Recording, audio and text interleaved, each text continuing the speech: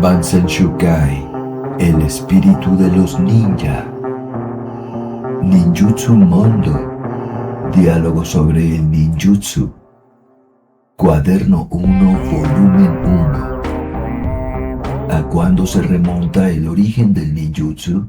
Apareció como estrategia militar del Augusto Fu Si. Luego fue plenamente empleado bajo el Emperador Amarillo. A partir de ahí se ha transmitido de generación en generación. Solo quienes son morales y están desprovistos de cualquier mala intención pueden utilizarlo. Aunque el ninjutsu haya sido empleado desde el Augusto Fu Si y el Emperador Amarillo, sus anales han estado ocultos y solo ha aparecido a través de la práctica que de él se ha hecho. No obstante, su propio principio puede encontrarse en diversos anales del tiempo antiguo. ¿Por qué se dice que el ninjutsu es un arte esencial para el ejército? Esto se establece en el capítulo 13 de El arte de la guerra, referente a la utilización de los agentes secretos. Además, varias generaciones de anales militares, incluyendo los anales militares de nuestro propio país, comparten todas sin excepción un semejante punto de vista sobre el ninjutsu. Que el ninjutsu no sea considerado como una técnica crucial para el ejército se debe simplemente a que los historiadores no han dejado muchos escritos sobre él. Además, probablemente tampoco habréis oído hablar mucho de él. Para captar bien el modo como se ha organizado el enemigo, hay que observar de lejos para conocer su avance o su retirada, su número y la distancia a la que se encuentra, así como la disposición del terreno. Quien proporciona estas observaciones a su general es un guerrero observador. El ninjutsu es una técnica esencial para vencer al enemigo. Hay que acercarse furtivamente hasta el borde de los fosos o el pie de las fortificaciones para obtener observaciones. Infiltrarse en los castillos y los campamentos enemigos para ir a escuchar detrás de las puertas, u observar los comportamientos y establecer el estado del lugar. Luego hay que informar al general aliado para que pueda elegir el modo más apropiado de organizar las formaciones tácticas y utilizar hábilmente las tropas de ataque para coger por sorpresa al enemigo. Privado de estas informaciones, os será muy difícil conocer los planes y las intenciones de vuestro enemigo y obtener una victoria completa sobre éste. Tenéis que comprender bien, por lo tanto, que el ninjutsu es un arte esencial para el ejército. ¿Esta técnica lleva también el nombre de nin en China? No, nin es un término específico de nuestro país. En China el ninjutsu fue llamado kan, tian. En los tiempos del reino Wu, Chou, Die, durante la época de las primaveras y los otoños.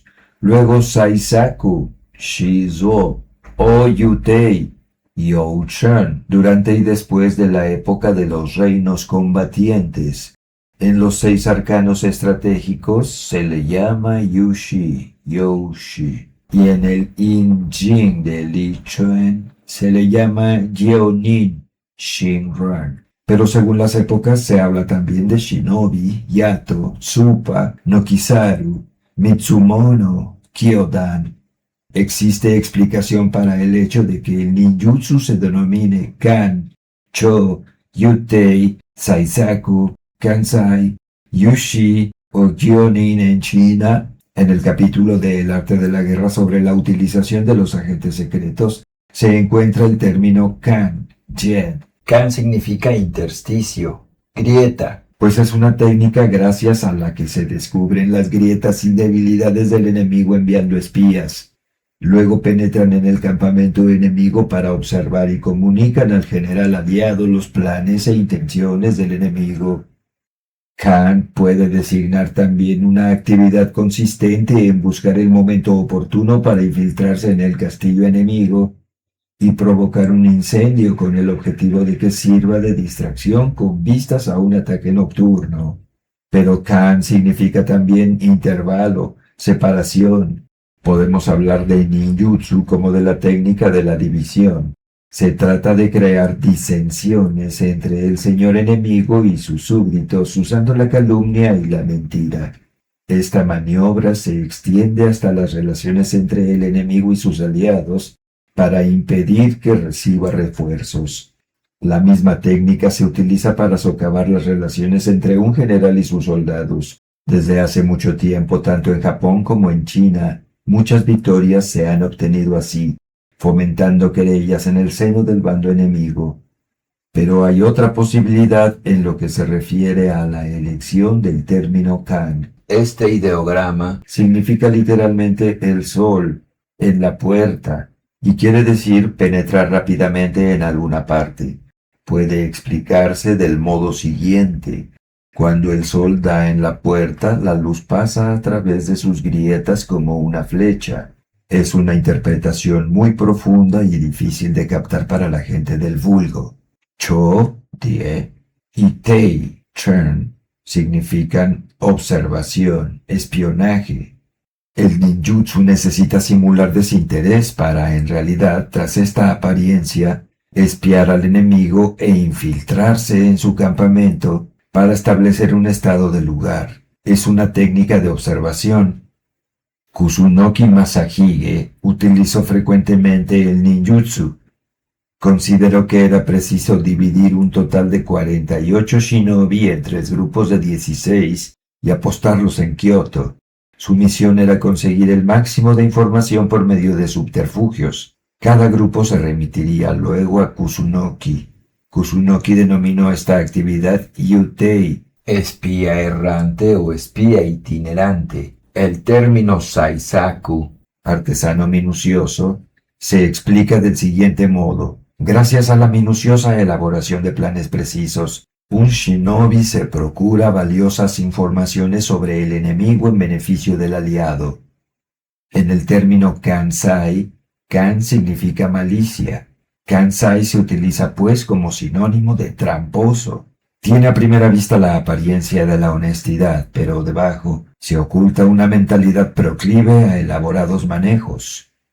Podemos suponer que Yushi se refiere a una persona que parece deambular sin objetivo preciso, pero que de hecho persigue un objetivo preciso con aguzado ingenio.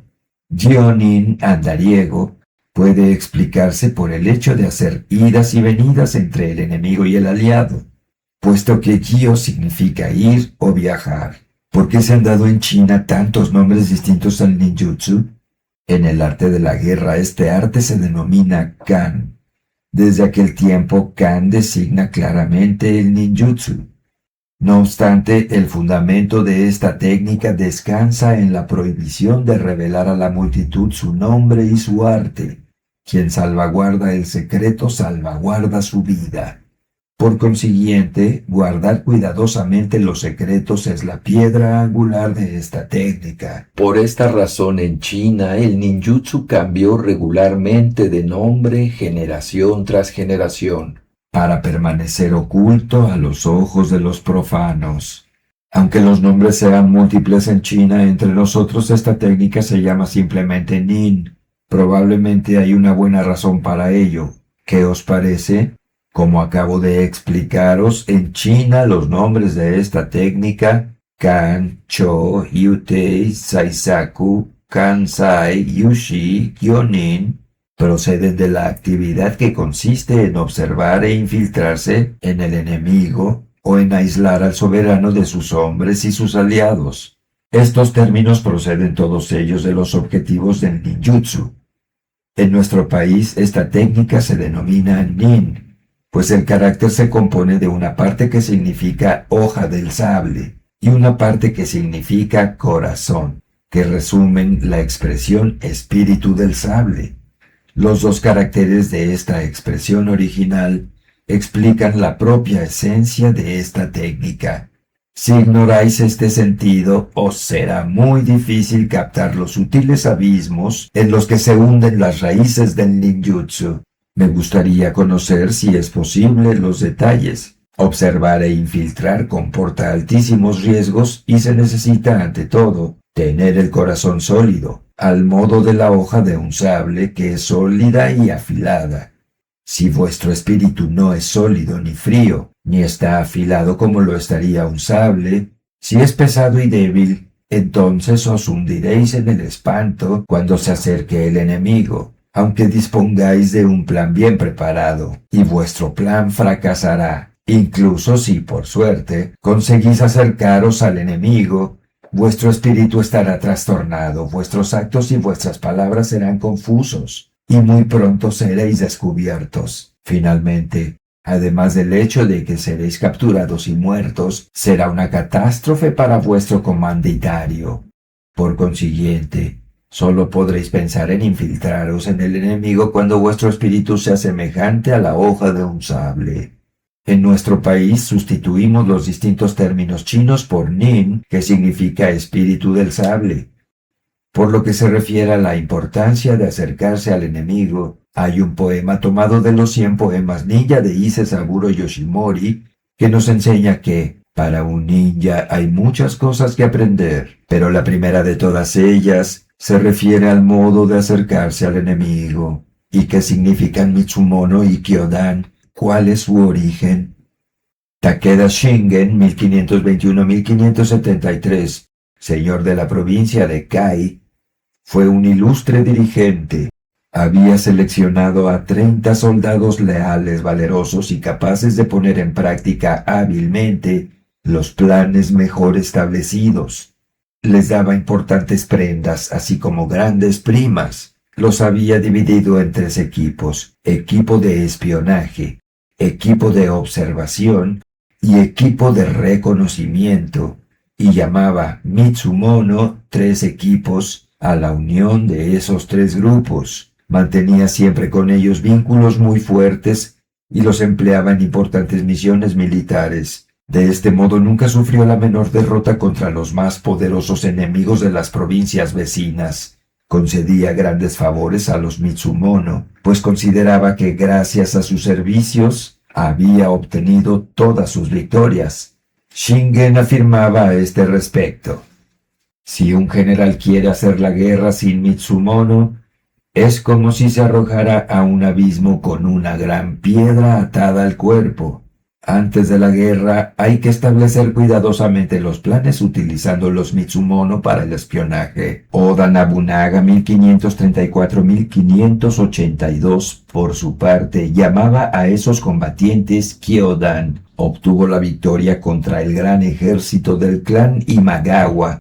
Conquistó los castillos de Oshu Inuyama y de Sanshu Udono, así como otras fortalezas firmemente defendidas por soldados bastante fuertes, y todo ello fácilmente sin perder hombres. Estas victorias se debían a los importantes servicios prestados por los Kyodan. Uesugi Kenshin, 1530-1578, de la provincia de Echigo, consideraba también que todas las victorias se le debían, de modo que lo ascendió a puestos de importancia. Muchos ilustres generales utilizaron shinobi, sin emplear este nombre, pero conservando su espíritu original. Esto les proporcionó efectivamente claros beneficios. Cualquier que desee ser general se ve forzado a utilizar shinobi para sus proyectos importantes. Me habéis explicado que el ninjutsu comenzó ya en la época del Augusto Fushi y del reinado del Emperador Amarillo. Después de la época del Emperador Amarillo, ¿cómo se desarrollaron hasta nuestros días las raíces de este arte? Me es muy difícil responder a esta pregunta, pues aunque sea yo una persona erudita, mis conocimientos no son aún lo bastante profundos en este campo. No obstante, he oído decir que tras el reinado del Emperador Amarillo, eran muy poco numerosos quienes dominaban el ninjutsu.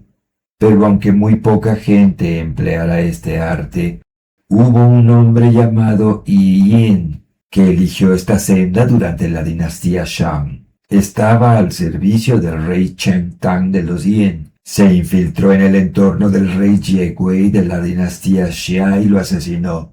Eso se menciona del siguiente modo en el arte de la guerra.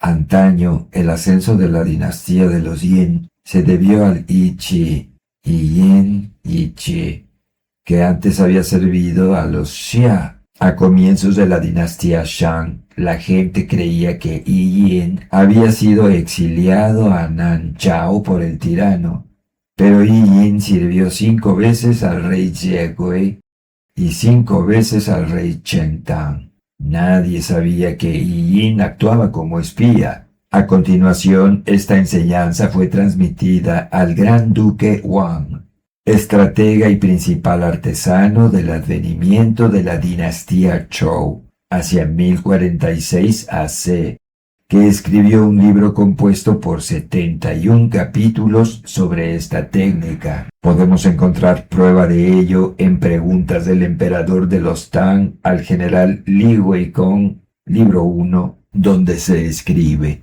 ningún discurso sobre la guerra puede igualar a los 71 capítulos de los discursos escritos por el gran duque Wang.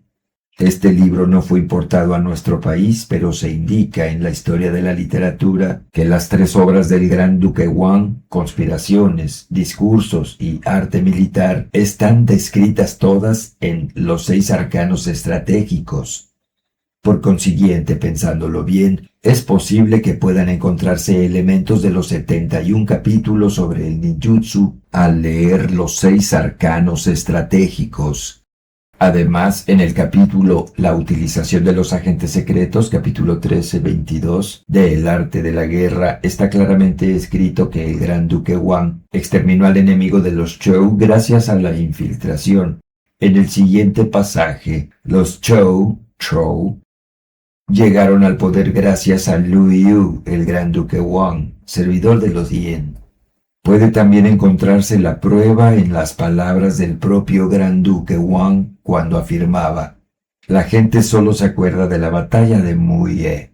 Eso quiere decir que nadie sabía que trabajaba como espía contra su enemigo.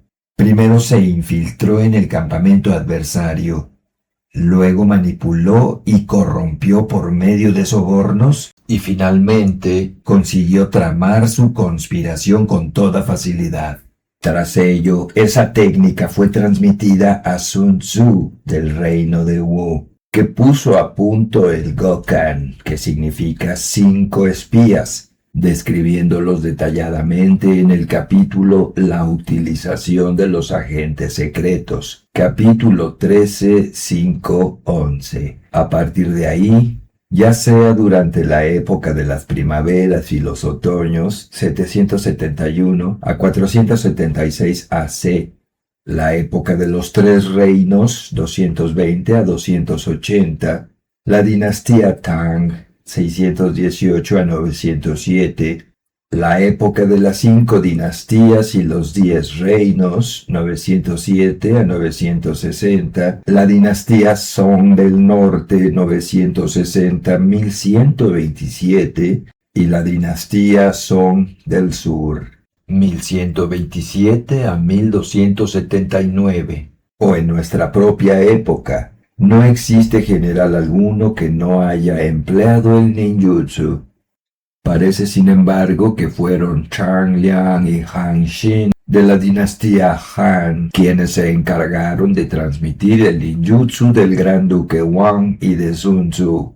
En efecto, en las preguntas del emperador de los Tang al general Li Weikong, libro 1, puede leerse: fueron los 6 arcanos estratégicos y los 3 órdenes estratégicos del maestro Piedra Amarilla los que estudió Zhang Liang. Han Xin, por su parte, estudió el código militar del gran mariscal y el arte de la guerra, pero en líneas generales lo que aprendieron permanece confinado en las 3 obras y las 4 disciplinas. Las 3 obras corresponden a los 81 capítulos de las conspiraciones, a los 71 capítulos de los discursos y a los 85 capítulos del arte militar, escritos todos ellos por el gran duque Wang. Las 4 disciplinas son la estrategia, la táctica, los aspectos yin y los aspectos yang de la técnica. El ninjutsu se describe en una de estas 3 obras. ¿En qué momento esta senda vio la luz en nuestro país? El 39º emperador, el emperador Tenji, Tenía como hermano menor al emperador Temu. En aquel tiempo, el príncipe Kiyomitsu conspiró contra Temu antes de atrincherarse en su castillo situado en la provincia de Yamashiro, en Natagogun. Takoya, shinobi de la provincia del emperador Temu, fue enviado al enemigo y se infiltró en el castillo adversario y le pegó fuego. Paralelamente, el emperador Temu llevó a cabo un ataque desde el exterior, y el castillo cayó en un abrir y cerrar de ojos. Era la primera vez que se utilizaba en nuestro país el ninjutsu. Este hecho de armas fue consignado en el Nihongi. A continuación, ya no hay general alguno que no haya utilizado esta técnica. Los generales que emplearon mejor el ninjutsu son Ise Saburo, Yoshimori, Kosunoki Masahige y su hijo Takeda Shingen, Mori Motonari, Kenshin de Echigo y Oda Nobunaga. Entre todos ellos fue Yoshimori quien compuso los 100 poemas sobre el tema del ninjutsu. Kusunoki Masahige, por su parte, describió los arcanos del ninjutsu en 6 partes, que recopiló en el seno de un solo volumen. Ocultó cuidadosamente este libro. Solo cuando vio llegado su fin durante la batalla de Hyogo, pidió a Onshi Sakon Taro que lo llevara a Masayuki, su hijo. Pudo así transmitir su secreto. Este libro se denomina el libro Kosunoki. Los más ilustres generales de nuestro país, Yoshimori, Kosunoki y su hijo Shingen, Motonari, Nobunaga y Hideyoshi, obtuvieron innumerables victorias utilizando el ninjutsu. He comprendido muy bien que esta técnica fue empleada un poco por todas partes. ¿Por qué entonces son principalmente las grandes familias de Iga y de Koga las representantes del ninjutsu? Después de que el general Ashikaga Takauji, 1305 a 1358, hubo conquistado el país, sus descendientes le sucedieron y ocuparon el puesto de shogun en el país, pero la política no funcionaba bien y la jerarquía era inestable. La función pública estaba ya desajustada y las guerras eran incesantes. No había respiro alguno en todo el país porque los señores de las distintas provincias, al igual que los personajes de alto rango, solo pensaban en la conquista. En particular, una época fue la peor de todas en el plano del orden y la jerarquía, la del shogun Ashikaga Yoshiteru, 1536 a 1565, 13º sucesor de Takauji. La moral, patriotismo, piedad familiar y piedad conyugal, la virtud, benevolencia, deber, decoro, sabiduría y honestidad, y la fe, fueron holladas todas y el caos llegó al colmo. Durante la época de las 5 provincias y 7 rutas, Gokishichido, las poblaciones eran también inmorales y se hacían constantemente la guerra. No había nadie que no hubiera hecho la guerra y ningún lugar conocía la paz. A pesar de todo, había un señor en cada provincia y la población de cada provincia seguía a su señor. Los pueblos de Iga y de Koga, por su parte, nunca han tenido señor. Cada cual construía en su casa un pequeño castillo por sus propios medios. En ausencia de señor, nadie les gobernaba y vivían en la anarquía. Por esta causa, probablemente debía de haber muchas batallas para apropiarse del territorio del otro. Por consiguiente, su actividad consistía en hacerse la guerra de la mañana a la noche y el combate era el centro de su vida. Aguardaban el momento propicio, se infiltraban en ese o aquel castillo y le pegaban fuego. Espiaban para conocer las intenciones del otro y sembraban la discordia entre sus enemigos usando la mentira y la calumnia. O también llevaban a cabo una guerrilla lanzando ataques nocturnos o trapicheaban con diversas y variadas conspiraciones. Para llevar a cabo todo eso, los soldados no desencillaban jamás sus caballos y la gente de baja condición tenía siempre a mano su sable. No se daban nunca un respiro, ni siquiera el tiempo de una jornada, para ganar contra un enemigo mayoritario cuando se es una minoría, para vencer al fuerte cuando se es débil. La única solución es el uso del ninjutsu. Por esta razón intentaban permanentemente poner a punto nuevas técnicas ninja y la gente del pueblo vulgo acababa aprendiendo las técnicas sin nin. Entre esa gente de baja condición se distinguieron 11 maestros del ninjutsu. Se distribuyeron por la región y sus alrededores y se apropiaron de las tierras de otro. Obtuvieron victorias y se apoderaron de fortalezas. Para ellos era tan sencillo como hacer rodar una canica en la palma de su mano. Gracias a ello, incluso los señores más poderosos fueron incapaces de conquistar la región de Iga, y con más razón aún, nadie deseaba esa región entre los demás señores. Era, sin embargo, una pequeña provincia cuyos habitantes eran muy poco numerosos. Además, estaban organizados en pequeñas comunidades sin jefe. Pensándolo bien, parecían débiles y jamás habían combatido contra los fuertes ejércitos de los territorios vecinos, que por su parte eran dirigidos por un jefe. ¿Cuál podía ser la razón de su superioridad? ¿Acaso se debía a su dominio sin par del ninjutsu? En todo caso, la provincia de Iga es considerada como la cuna del ninjutsu. Desearía conocer el nombre de estos 11 maestros.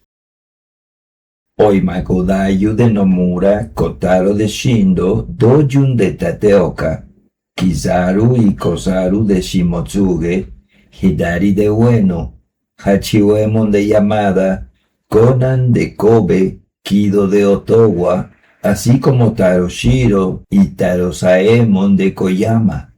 Además de estas inevitables personalidades, hay que mencionar también al clan Dojun, que contaba con 48 shinobi a sus órdenes.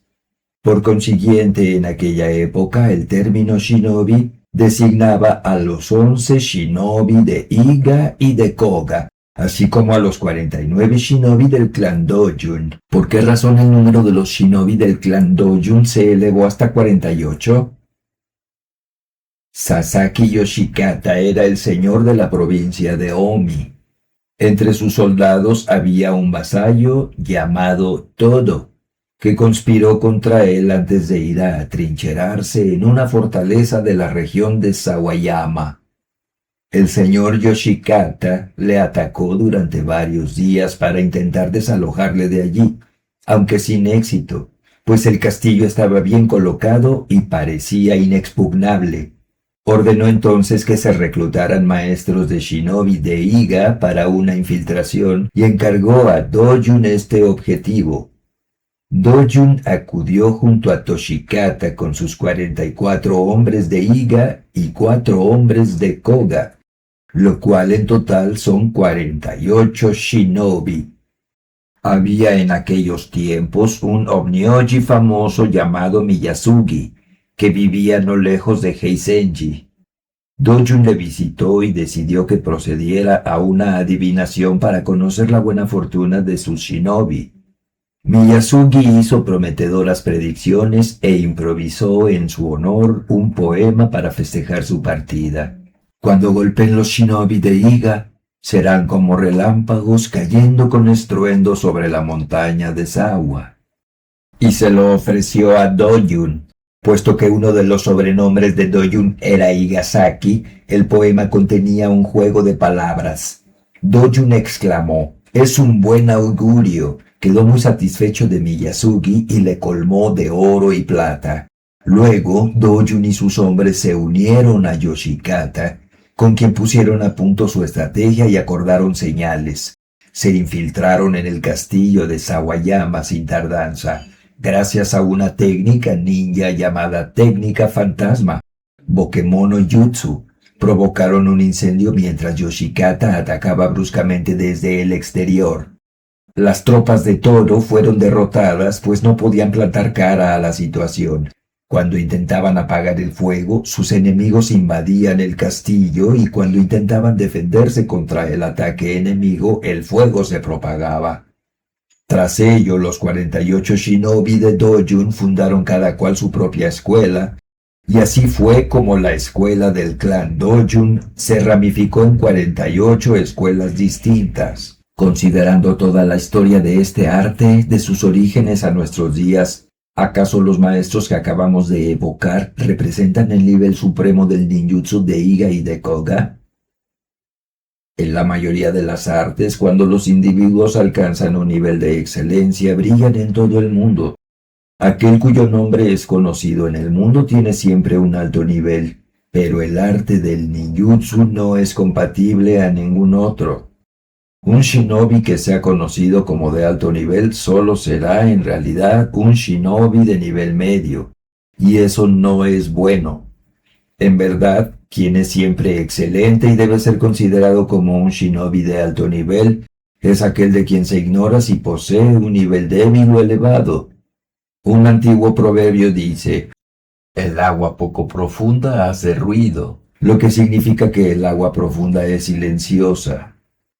Pensad bien en ello. Como pequeños arroyos que hacen ruido en el fondo de los barrancos, los shinobi medianos, incapaces de urdir conspiraciones lo bastante profundas, son los que se han hecho célebres. ¿Por qué sucede así? Porque el shinobi de alto nivel que sabe conspirar con talento, oculta ante todo su verdadera naturaleza. Jamás muestra que es un shinobi.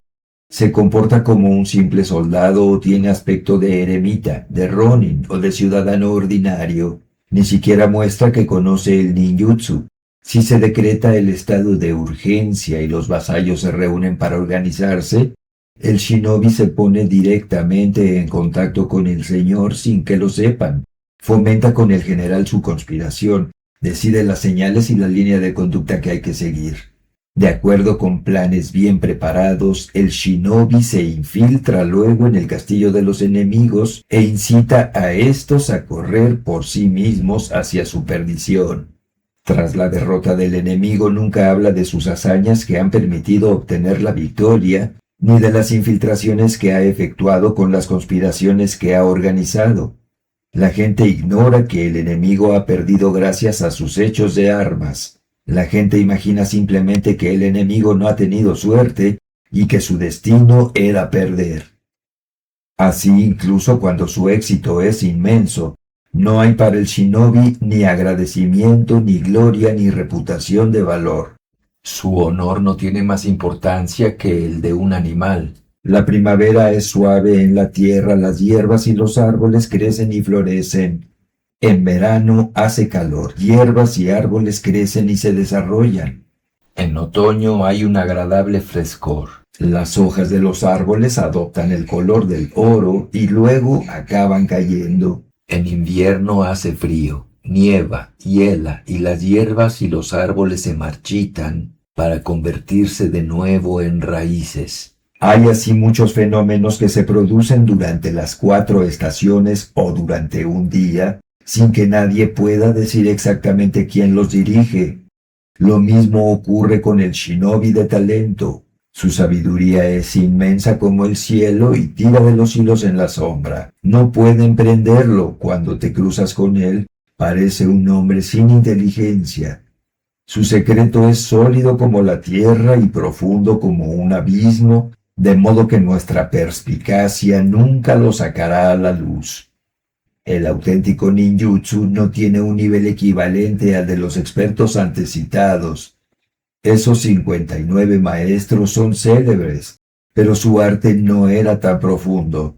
Los maestros de estos 59 maestros, en cambio, conocían bien visiblemente el ninjutsu, aunque no sean famosos en todo el mundo. No han dejado nombre alguno, no hay prueba alguna de su existencia.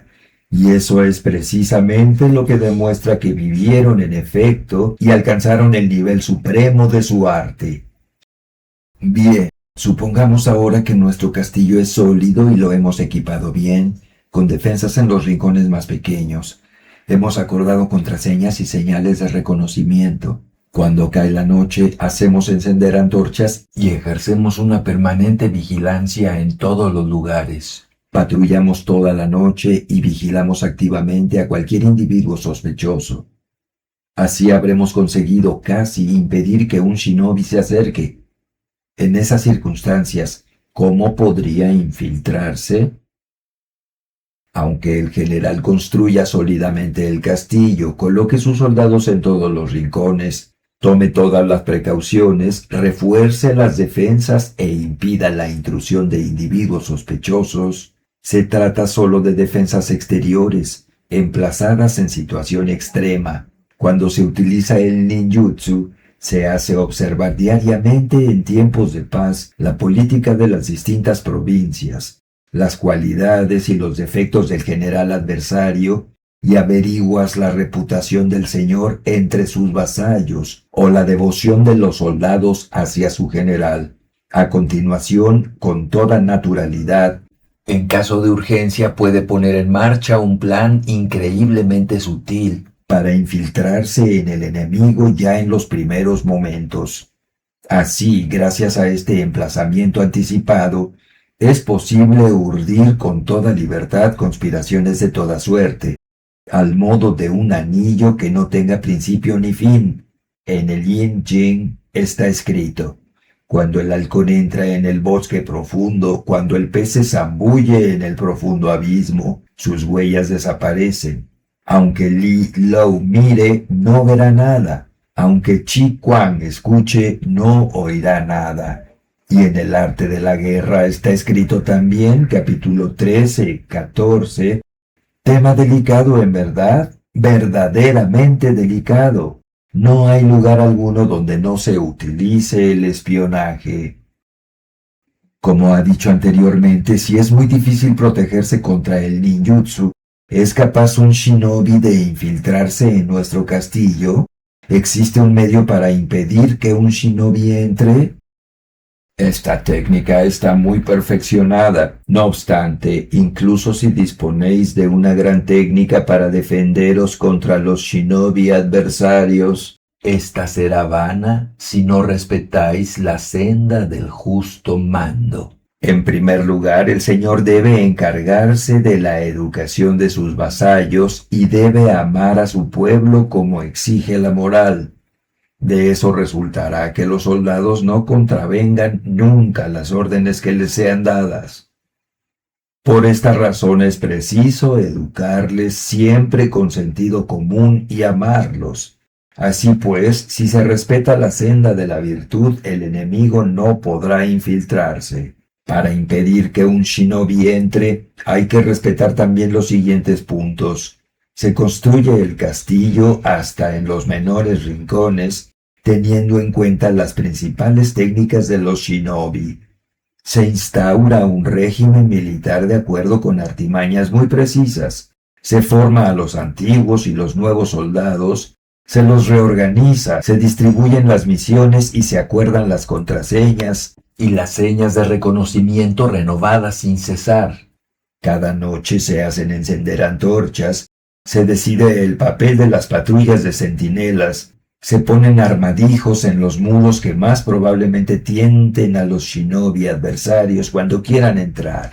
Se distribuyen trampas, se preparan emboscadas y se colocan vigilantes centinelas en todas las entradas y todas las salidas. A partir de aquí, si el general y el shinobi toman de común acuerdo la senda, os será fácil infiltraros entre vuestros enemigos, mientras que a vuestros enemigos les será difícil infiltrarse entre vosotros. Si en tiempos de paz el shinobi ofrece sus servicios a un señor de provincias, y éste le responde: voy a intentar movilizar a todos los soldados de mi castillo y dejarles que establezcan las defensas de cada entrada y cada salida, voy a ordenarles que tomen las más rigurosas precauciones. Voy a protegerme como lo haría en situación real ante los shinobis adversarios. En estas condiciones, ¿sois capaz de infiltraros rápidamente en mi castillo bien protegido sin embargo? Si lo conseguís, os pagaré tanto como queráis. ¿Qué debo hacer? En el primer volumen del cuaderno de la rectitud de espíritu, se explica que quienes desean aprender el ninjutsu no deben utilizarlo en el servicio de su interés personal. Además, no hay razón alguna que justifique trabajar para un señor que no tenga motivos válidos. Pero no es en absoluto imposible encontrar medios para infiltrarse donde sea, incluso en tiempos de paz. El gran duque Wang anotó también que lo esencial en la senda del espionaje es la vigilancia permanente. En tiempos de paz, el uso de sutiles técnicas de infiltración por un shinobi que solo quiera satisfacer su deseo de gloria, debe contemplarse con asco. Si un señor quiere obtener informaciones sobre los castillos de las demás provincias, podrá utilizar un shinobi. Pero ¿de qué serviría engañar a los propios compatriotas y perder el justo uso del ninjutsu por un simple apetito de proezas? Un shinobi debe infiltrarse en todas partes tan fácilmente como tiende la mano, pero si se observan los hechos sin comprenderlos de cabo a rabo, es algo inútil. Ante todo, más vale no servir nunca a un señor inmoral que lo ignore todo de la senda de la virtud. Esta es una de las leyes del ninpo. En el arte de la guerra, capítulo 13 está escrito: quien no sea sagaz y prudente, humano y justo, no puede utilizar agentes secretos, y quien no sea agudo y sutil no puede arrancarles la verdad. Eso significa que si un señor o un general no está dotado de una inteligencia superior, no podrá servirse del ninjutsu. Si no es justo y caritativo y no sabe gestionar bien las situaciones, no podrá utilizar shinobi en el momento oportuno. Si su corazón no alcanza los más profundos sentimientos, no podrá comprender plenamente el contenido de los informes que el shinobi le haga. Si alguna vez fuese así, hay que reflexionar y recordar que el ninjutsu no debe nunca ponerse al servicio de no importa quién. Si comprendéis eso, podréis ayudar al general en tiempos de guerra y prestarle sin duda los mayores servicios a él y a vuestro país. Fin del diálogo sobre el ninjutsu. Suscríbete para recibir estas lecturas en voz alta. Dale me gusta para exigir más libros y más calidad. Comparte para que lleguemos a más personas. Gracias.